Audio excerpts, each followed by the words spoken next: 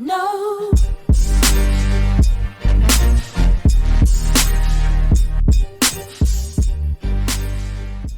If you think the tiny pocket on your jeans is useless, think again.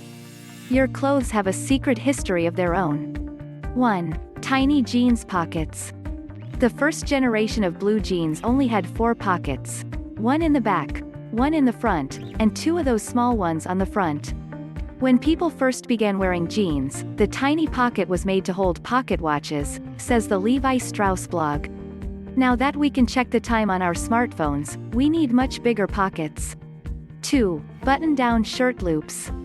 When men wear ties with a button-down shirt, the tie goes underneath the collar. But right below the collar on the back of the shirt is a small loop that often goes untouched. What's the point of that?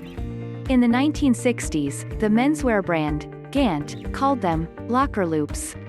As a part of Ivy League college culture, students used the loops to hang their shirts in their lockers and keep them wrinkle-free. 3. The first necktie. Speaking of ties, the first time men began dressing up with a neck accessory was in the 17th century. King Louis XIV was inspired by the uniform of Croatian soldiers and had the French army wear them as an official emblem. Soon enough, it was a symbol across Europe for upper-class men. 4. Jean pocket studs. There's a purpose for the little studs around your jean pockets. Back in the 19th century, it was mostly working men who wore jeans.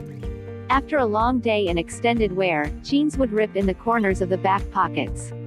That's when a Latvian immigrant, Jacob Davis, partnered with Levi to use rivets to strengthen pockets on jeans. 5. The first athletic logo. There's nothing like the swoosh of that famous checkmark by Nike to make you feel like you're a real athlete. But in fact, the first designer sports logo is the little crocodile on every Lacoste polo shirt. One of the top tennis players in the world, Frenchman René Lacoste, had the nickname Crocodile, and embroidered a sketch of the animal on his blazer. 6. The patch on your backpack. Patchwork looks cool on jeans and bags, but they serve a bigger purpose than just being trendy. The small leather diamond on backpacks is called a lash tab, or pig snout, and it's meant for you to string items through it so they hang off your back. Hang a pair of shoes or latch on a reusable water bottle. 7. Button-down collars. While polo players in England were riding around on their horses, the flapping of their collar was distracting to the audience and got in the way. That's when the button-down collar, on what is typically called a polo shirt, was created. Shirts without that button shouldn't be called a button-down, they're known as button-front shirts. And that's not to be confused with the collared shirts that tennis players used to wear. Those didn't have a button-down collar. 8. Buttons on men and women's shirts. The Renaissance and Victorian eras created a precedence for how men and women's clothing were made. Women often wore elaborate pieces like corsets, which meant that women needed help to get dressed.